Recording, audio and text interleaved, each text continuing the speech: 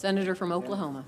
Madam President, 2 years ago, almost to the exact moment, I was sitting on the south lawn of the White House in the blazing sun where a redhead should never sit, getting a sunburn on a hot September day in D.C., watching leadership of the UAE, Bahrain, Israel, and the United States all shake hands and sign an agreement called the Abraham Accords.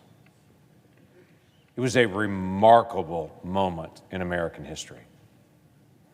We've become so accustomed in the last 2 years to this conversation about the Abraham Accords, we lose track that it was just 2 years ago we had one of the greatest breakthroughs in Middle East peace that we've had in decades. In 1979, Egypt and Israel came together for a peace agreement under President Jimmy Carter in the Camp David Accords. In 1994, Jordan and Israel normalized relationships under President Clinton. Excuse me, but for 26 years, there were no additional peace agreements, and quite frankly, very few conversations even. It stopped. All the conversation among foreign affairs was that you had to resolve the Palestinian conflict before anything else could be resolved in the Middle East. And for 26 years, all the focus was on that. The Trump administration came in and put the whole thing on its head and said, what if? What if we work towards peace agreements outside of the Palestinian conversation? If we set that aside, could we still normalize agreements? Again, most people said, no, that's not possible, until 2 years ago today. 2 years ago today, when the leaders of UAE, Bahrain, Israel, and the United States met together and signed an agreement, they started not just a process, they started a conversation and a dialogue. They shook hands and signed an agreement that had remarkable statements in it about religious liberty, that we look at and think, the Arab world would not sign that, but they did. Quite frankly, because people hadn't asked them to. There was conversations and agreements made about energy policy, about economic development, in a region of the world that many would say no one will ever meet, and this will never get better. President Reagan once said, our involvement in the search for Middle East peace is not a matter of preference, it's a moral imperative. We are a people of peace. We are a people as a nation passionate about religious liberty. We're a people that want to see a nation joining other nations in economic development. It's who we are. It's who we've been from the beginning. And we're at our best when we're expanding that. Since the signing of that document, several things have happened since that 2-year time period. The first thing that happened really was October of 2020, Sudan raised their hand and said, I want to join that agreement. Then in December of 2020, Morocco raised their hand and said, I want to be in that agreement. And it quickly went from 4 nations to 5 to 6, all in this ongoing dialogue about peace in the region. The countries have exchanged ambassadors since then. Now, again, that may not sound revolutionary, but it is in that region. The UAE, Morocco, Bahrain all opened up embassies in Israel. Again, revolutionary.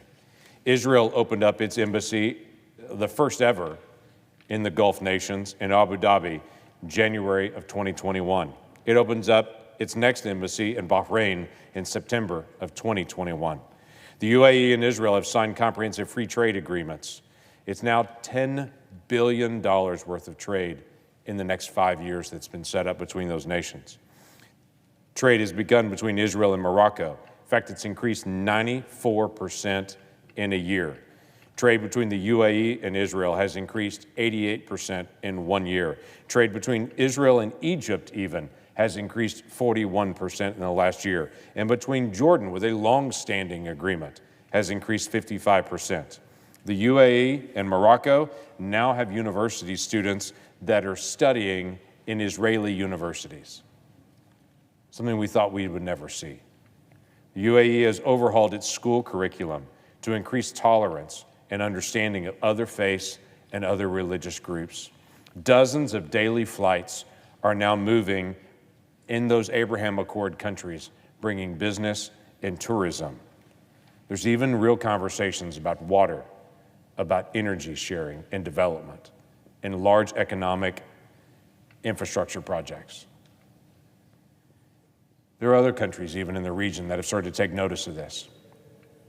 Countries like Saudi Arabia is now allowing Israeli-bound flights to fly through Saudi airspace. Now again, that may not seem revolutionary to some that planes get to fly over them, but you understand 2 years ago, that didn't happen. The Saudis made every Israeli-bound flight go around their airspace. Israel and Saudi Arabia have also participated in multilateral naval and air drills alongside UAE, Bahrain, and other countries. It's an enormous shift. And if I can even say this in the region, Israel and Lebanon are very close right now to forming an agreement on that, what they call the blue line, the border between Israel and Lebanon, including the maritime areas. What does that matter? It's a tremendous development for Lebanon, for their economic development, because there's a large natural gas field just off of Lebanon's coast, but the border has been unresolved for years. And in the conflict between nations and the trust that has collapsed, the Abraham Accords have provided an opportunity in a moment for the nations in the region to say, if peace can begin with UAE and Bahrain and Sudan and Morocco and Israel, and recognition and economic development and ambassadors can be exchanged, who else can engage in economic development? Let's start with their neighbor, Lebanon. To build trust is to also build clear borders. This is real progress in 2 years. My challenge to the administration and to our State Department is fan the flame. Keep going on this. We've seen nations begin to do economic development, families meeting other families, school curriculum changing to taking out anti-Semitic tropes basically out of their curriculum. We've seen real progress in this area. Keep going. Other nations should be welcome to be able to join in the Abraham Accords. It's not closed. Other nations can join in that economic development. There are 4 of us that began the Abraham Accords caucus: myself, Senator Rosen, Senator Ernst, Senator Booker. We launched out the 4 of us and invited all of our colleagues to be able to join into it. Our focus is to be able to work with the ambassadors of those nations to say, how can we partner together to bless what has already occurred? And how can we expand into other nations? How can we encourage increased economic development? Now, there are still very real challenges. The work is not done by any means, but it has at least begun, and progress is taking off. This simple principle of economic engagement, going past all the government noise and saying, what if we allowed infrastructure to be able to work together? What if we allowed tourism to be able to happen? What if we allowed businesses to work with other businesses in other nations that used to be hostile? How can we engage in such a way that would help? The 4 of us in the Abraham Accords caucus brought to the floor today a resolution to recognize this 2-year anniversary, and it's set before all 100 senators, and I don't know a single senator that's opposed to that. Because we all want to see peace in the Middle East. We all want to see that kind of progress. And we all want to see this increase. So to our State Department, keep the work going. Keep the conversation going. And to nations around the world that used to be hostile to Israel and in the region, don't always set down the past and prepare our families for the future. With that, I yield the floor.